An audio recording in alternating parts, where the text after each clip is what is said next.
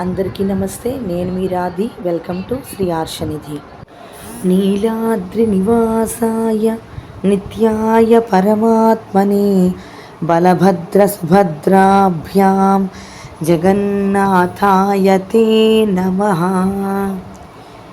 జై జగన్నాథ్. జగన్నాథస్వామి విగ్రహాలు ఎలా తయారు చేయబడతాయి అనేటటువంటిది నిన్న మనం తెలుసుకున్నాము. కానీ అసలు ఈ జగన్నాథుడు ఎలా వచ్చాడు, ఏంటి? జగన్నాథుడిని అనేక రకాలైనటువంటి పేర్లతోటి పిలుస్తారు. జగన్నాథుడు అంటే అందరికీ తెలిసినటువంటిది, మొత్తం జగత్తు అంతటికీ అతనే నాథుడు. అలాగే ఇక్కడ వాళ్ళందరూ కూడా, అంటే ఒరిస్సా రాష్ట్రంలోని ప్రజలు ముఖ్యంగా జగన్నాథ స్వామిని కాళియాన్స్ అని పిలుస్తారనమాట. కాళియా అంటే, కాళియన్స్ అంటే ఏంటంటే నల్లని రూపం కలిగినటువంటిది కదా.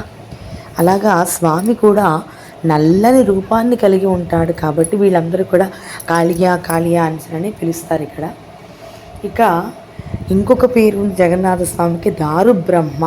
దారు అంటే చెట్టు, ఆ చెట్టు దుంగతోటి తయారైనటువంటి స్వామి కాబట్టి ఇతనిని దారు బ్రహ్మ అంటారు. అలాగే చొక్కా నయనో, చొక్కా అంటే ఒరియాలో చొక్కా అంటే చక్రము అని అర్థం, నయనో అంటే కళ్ళు, చక్రాల్లాంటి కళ్ళు కలిగినటువంటి వాడు. స్వామి యొక్క కళ్ళను చూస్తే పెద్ద పెద్ద చక్రాల్లాగా ఉంటాయి. ఒక కన్ను సూర్యుడైతే ఇంకొక కన్ను చంద్రుడు. అటువంటి చక్రాల్లాంటి నయనాలను కలిగి ఉన్నాడు కాబట్టి చొక్కా నయనో అని కూడా పిలుస్తారు. ఈ జగన్నాథస్వామి ఆలయంలోని ఈ విగ్రహాలు ఏవైతే ఉన్నాయో అవి వేప చెక్కతోటి తయారు చేయబడి ఉంటాయి, వేప చెట్లతోటి తయారు చేయబడి ఉంటాయి. స్వామి యొక్క ఆకారం ఎలా ఉంటుంది అంటే, మొహము మాత్రమే గుండ్రంగా ఉండి మిగిలినదంతా కూడా ఒక చతురస్రాకార చదునైన బల్లను కలిగినటువంటిగా ఆకారము.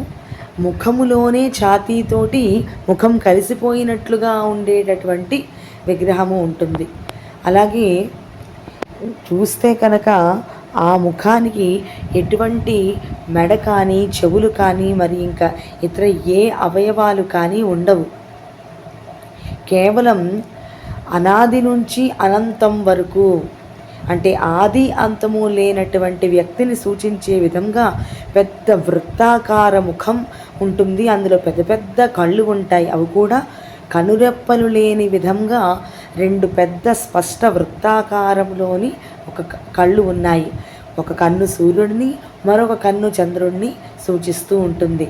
ఇతను ఊర్ధ్వపుండ్రముతోటి నుదుటిపైన వైష్ణవ నామాన్ని ధరించి ఉంటారు. కొన్ని పురాణాల ప్రకారం కృష్ణుడి యొక్క నిర్యాణం చెందిన తర్వాత కృష్ణుడి యొక్క ఎముకలు ఈ స్వామిలోని నిక్షిప్తం చేసినట్లుగా చెప్తున్నాయి. కాబట్టి సాక్షాత్ శ్రీకృష్ణ పరమాత్మ పరబ్రహ్మముగా ఈ దారు విగ్రహాలలోని ప్రతిష్ఠింపబడి ఉన్నారు.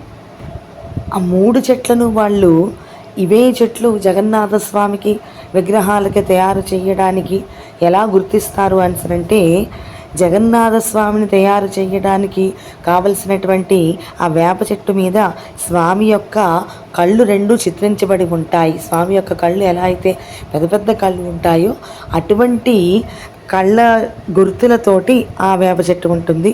అలాగే బలభద్ర స్వామికి అయితే ఒక బాదం గింజ ఆకారంలోని ఉండేటటువంటి చిహ్నములు ఆ వేప చెట్టు మీద ఉంటాయి. సుభద్ర చెక్కలసినటువంటి ఆ చెట్టు మీద కూడా ఒక బాదం పప్పు ఆకారంలో ఉన్నటువంటి చిహ్నములు ఉంటాయి. అలాగే జగన్నాథ స్వామి యొక్క ముఖాన్ని చిత్రించినప్పుడు నలుపు రంగును వాడతారు చీకటికి ప్రతిబింబంగా. చీకటి ఏ రంగులో ఉంటుందో అటువంటి కారు నలుపు రంగును వాడతారు. బలభద్రుడి ముఖానికి తెల్లటి రంగును, అలాగే సుభద్ర మొహానికి పసుపు రంగును వాడతారు. అలాగే సుదర్శన చక్రానికి కూడా వాళ్ళు ఏ చెట్టుతో అయితే తయారు చేస్తారో దాని మీద ఒక వృత్తాకారం ఉంటుంది. దానితోటి సుదర్శన చక్రాన్ని కూడా వాళ్ళు తయారు చేస్తారు. అయితే ఇక్కడ మనకి ప్రతి ఒక్క దేవాలయంలో కూడా సుదర్శన చక్రం కేవలం స్వామి యొక్క అస్త్రముగానే వినియోగింపబడింది. కానీ ఇక్కడ మాత్రం సుదర్శన చక్రానికి కూడా ఒక విగ్రహాన్ని తయారు చేస్తారు. స్వామి తన ఆయుధ రూపంలో సుదర్శనాన్ని కాకుండా తన పక్కనే ఉంచుకుంటారు ఈ సుదర్శన చక్రాన్ని. ఆ సుదర్శన చక్రం కూడా దాదాపుగా బలభద్రుడితో సమానమైన ఎత్తులో ఉంటుంది, ఎరుపు రంగులో ఉంటుంది, చెక్క స్తంభం నుంచి చెక్కబడి ఉంటుంది. అలాగే ఇతర విష్ణు దేవాలయాలలో మామూలుగా చక్రం ఎక్కడ ఉంటుందో అలా కాకుండా ఇక్కడ సుదర్శన చక్రానికి కూడా వస్త్రములు ధరింపజేస్తారు. బలభద్ర, సుభద్ర, సుదర్శన చక్రాల మూర్తులను వేప చెక్కతోటి తయారు చేయబడతారు. భవిష్యత్తు పురాణంలోని విష్ణుమూర్తిని తయారు చేసే అత్యంత పవిత్రమైన కలపగా వేప చెట్టును ఎన్నుకున్నారు. ఎలా అయితే నరసింహ అవతారంలోని స్వామి స్తంభము నుంచి ఆవిర్భవించాడో అలాగే ఆ నరసింహస్వామి ఒక చెక్క స్తంభం నుండి ఆవిర్భవించాడు అని చెప్పబడుతోంది.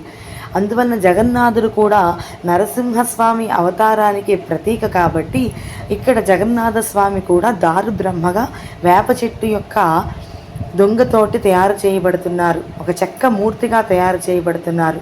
ప్రతి సంవత్సరంలోని భాద్రపద మాసంలో జగన్నాథుడు విష్ణువు యొక్క వామన అవతార రూపంలో అలంకరించబడి ఉంటాడు. అలాగే జగన్నాథుడు విష్ణువు యొక్క మరొక అవతారమైన రాముని రూపంలోను, ఇక జ్యేష్ఠ పౌర్ణమి నాడు గజానన ముఖముతోటి జగన్నాథస్వామి కనిపిస్తూ ఉంటాడు. ఇంద్రద్యుమ్నుడికి అంతటి జగన్నాథస్వామి దర్శనము, అలాగే జగన్నాథస్వామి భూమి మీదకి రావడానికి ఇంద్రద్యుమ్నుడు కారణము అవ్వడానికి దాని వెనకాల ఒక కథ ఉంది. ఏంటి అంటే అది స్కాంద పురాణంలోని వైష్ణవ ఖండంలోని పురుషోత్తమ క్షేత్ర మహాత్మ్యంలోని ఉంది. పురుషోత్తమ క్షేత్రము అంటే పూరి, ఇప్పుడున్నటువంటి పూరి. అందులోని నీలం జగన్నాథస్వామి ఉన్నంత వరకు కూడా యముడికి అర్హత లేదు, అంటే అటువంటి అంతటి పవిత్రమైనటువంటి ధామం. అందుకని యమదేవత ఆ జగన్నాథ స్వామిని విష్ణువుని ప్రార్థించాడు. ఏమిటి అంటే ఈ పురుషోత్తమ క్షేత్రం నుంచి నువ్వు అదృశ్యమైపోవాలి, ఎందుకంటే ఈ ప్రాంతంలో నివసించిన వారికి ఇది ప్రత్యక్ష మోక్షము అని చెప్పాడు. అందుకని విష్ణువు అంగీకరించాడు. అవంతిరాజు అయినటువంటి ఇంద్రద్యుమ్నుడు నీలమణితోటి చేసినటువంటి నీలమాధవ దేవతను పూజించడం పట్ల ఆసక్తి పెంచుకున్నాడు. అయితే ఆ ఇంద్రద్యుమ్నుడికి తెలిసింది నీలగిరి ప్రాంతములోని ఆ దేవతా ప్రతిమ ఉంది, అక్కడ ఆ దేవతా ప్రతిమని కొంతమంది పూజ చేస్తున్నారు, అటువంటి నీలమణితోటి కూడి ఉన్నటువంటి నీలమాధవుణ్ణి పూజ చేస్తున్నారు అని ఈ రాజుకి తెలిసింది. అయితే ఆ రాజు ఏం చేశాడు అంటే రాజుల యొక్క పూజారులు ఉంటారు కదండి, అంటే మహర్షులు అంటారు కదా, ప్రతి ఒక్క రాజ్యానికి ఒక్కొక్క పురోహితుడు ఉంటూ ఉంటాడు కదా, అలాగా ఆ రాజు తన పూజారి యొక్క తమ్ముడిని అలాగే అతని యొక్క మంత్రి అయినటువంటి విద్యాపతిని మీరు వెళ్ళి కనుక్కోండి ఎక్కడుందో ఆ విగ్రహం అని చెప్పి పంపించారు. వాళ్ళు అలాగ కనుక్కుంటున్నప్పుడు వాళ్ళకి తెలిసింది ఏంటి అంటే సవర ప్రజలు, అంటే సవర తెగకి చెందినటువంటి ప్రజలు, గిరిజన ప్రజలు, ఒక గిరిజన తెగ సవర అని ఉంది. ఆ సవర ప్రజలు వాళ్ళ యొక్క అధిపతి, వాళ్ళ యొక్క రాజు విశ్వావసు ఈ నీల మాధవుణ్ణి పూజ చేస్తున్నట్లుగా తెలిసింది. అలాగే ఆ పూజారికి, అంటే ఇప్పుడు ఈ విద్యాపతికి వాళ్ళు ఎన్నో స్వాగత సత్కారాలు పలికి ఈ సవర ప్రజలందరూ కూడా అతన్ని బాగా ఆహ్వానించారు, ఆదరించారు. అక్కడ ఉంటున్న సమయంలోని ఈ విద్యాపతికి తెలిసింది ఏంటంటే ఈ సవర అధిపతి రహస్యంగా వెళ్ళి ఆయన పూజ చేస్తున్నారు, ఈ విశ్వావసు రహస్యంగా వెళ్ళి నీలమాధవుడికి పూజ చేస్తున్నారు అని ఇతను గ్రహించారు. అతను ఏం చేశారంటే ఈ విశ్వావసు యొక్క కుమార్తె లలిత, ఆ లలిత ఇతని యొక్క ప్రేమలో పడింది. అలాగే ఆ విశ్వావసు కోరికపై విద్యాపతి ఆమెను వివాహం చేసుకున్నాడు. అప్పుడు గమనించాడు ఏంటంటే, ఈ విశ్వావసు ప్రతిరోజు కూడా సాయంత్రం ఇంటిని విడిచిపెట్టి మరుసటి మధ్యాహ్నం మాత్రమే తిరిగి వస్తున్నాడు అని ఇతను గమనించాడు. ఇలాగ ఇది వారానికి 2 రోజులో 3 రోజులో ఇలా జరుగుతోంది. సరే అని చెప్పి మెల్లిగా అతని యొక్క భార్య యొక్క ప్రోద్బలంతో లలిత ఆ నీలమాధవ మందిరానికి తన భర్తను తీసుకుని వెళ్ళవలసిందిగా తన తండ్రికి చెప్పింది. సరే, ఇది చాలా అతి గుప్తమైనటువంటి ప్రదేశము, ఇది ఎవరికి తెలియకూడదు, ఇక్కడ నీలమాధవుణ్ణి పూజ చేస్తున్నట్లుగా ఎవరికి తెలియకూడదు అనేటటువంటి భావనతో అతనికి ఈ విద్యాపతికి కళ్ళకు గంతులు కట్టి ఈ విశ్వావసు తీసుకుని వెళ్తున్నారు. అయితే అందరూ కూడా అంటే ఇప్పుడు ప్రజలే ఇలాగ మోసంగా ఉంటున్నారు అని అనుకోవడానికి లేదు. రాజుగారి యొక్క ఆజ్ఞ వలన కదా విద్యాపతి వచ్చాడు ఆ మందిరం గురించి అని తెలుసుకోవడానికి. అందుకని అతనేం చేశాడు, చేతిలోని ఒక ఆవాల సంచిని పట్టుకుని వెళ్ళాడు. దానికి చిన్న కన్నం పెట్టుకుని దారంతా ఆవాలు అలాగా పడుతూ ఉన్నాయన్నమాట. అలాగా వెళ్ళారు విద్యాపతి, విశ్వావసు. ఆ నీలమాధవుడు ఎక్కడ ఉన్నారో అక్కడికి వెళ్ళి ఆ నీలమణితోటి కూడి ఉన్న నీలమాధవుణ్ణి చూశారు. ఆ మందిరం ఒక గుహలో ఉంది. అతను అక్కడికి వెళ్ళి దర్శనం చేసుకుని వచ్చి తిరిగి అవంతి రాజ్యానికి వచ్చేసి ఇంద్రద్యుమ్నుడికి చెప్పాడు ఈ విషయాన్ని. చెప్పిన తర్వాత సరే అని మళ్ళీ వీళ్ళందరూ కూడా అక్కడికి వెళ్ళారు. అయితే ఇతను వేసిన ఆవాల వలన ఆ ఆవగింజలన్నీ కూడా మొలకెత్తి ఆ గుప్త మందిరానికి దారిని చూపించాయి. వీళ్ళందరూ అక్కడికి వెళ్ళారు. మందిరాన్ని చూశారు, కానీ అక్కడ ఎక్కడా కూడా ఆ మందిరములోని విగ్రహం కనిపించలేదు.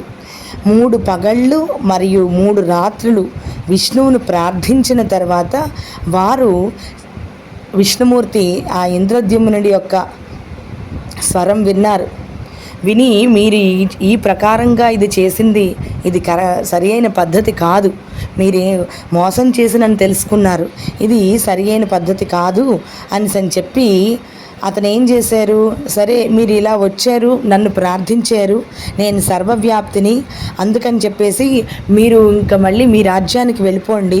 ఒకానొకప్పుడు 1000 అశ్వమేధాలు చేసిన తర్వాత ఒకానొకప్పుడు సముద్రం ఒడ్డున తేలియాడే చెక్క దొంగలు దారువుగా నేను కనిపిస్తాను అని ప్రకటించారు. అలాగే తన ఆరాధన కోసం సముద్ర తీరాన ఒక చక్కటి ఆలయాన్ని నిర్మించమని వాళ్ళకి సూచించాడనమాట. ఇప్పుడు ఆ నీలమాధవుడు గుడి మాకు ఇక్కడ ఒరిస్సాలో ఉంది. మేముంటున్నటువంటి ప్రాంతానికి ఒక 35 కిలోమీటర్ల దూరంలో ఉంది. కొంటిలో అంటారు దాన్ని, కొంటిలో నీలమాధవ అంటారు. స్వామి చాలా చక్కగా ఉంటారు. చిన్న విగ్రహము కానీ ఎంత అద్భుతంగా ఉంటారు. నల్లటి రాయితోటి చెక్కబడింది. స్వామిని అసలు చూస్తే చాలా సమ్మోహనకారుడిగా ఉంటారు. ఇది జగన్నాథ స్వామి ముందు నీలమాధవుడిగా ఉండి ఆ తర్వాత ఇంద్రద్యుమ్నుడి యొక్క భక్తికి, ఇంద్రద్యుమ్నుడి యొక్క స్తుతికి మెచ్చి జగన్నాథ స్వామి దారు రూపంలోని ప్రత్యక్షమయ్యి ఇప్పుడు ఇక్కడ పూరీ క్షేత్రంలోని ఉన్నారు. అటువంటి ఆ స్వామి మనల్ని సర్వదా రక్షించుగాక. ఓం శ్రీ జగన్నాథాయ నమః.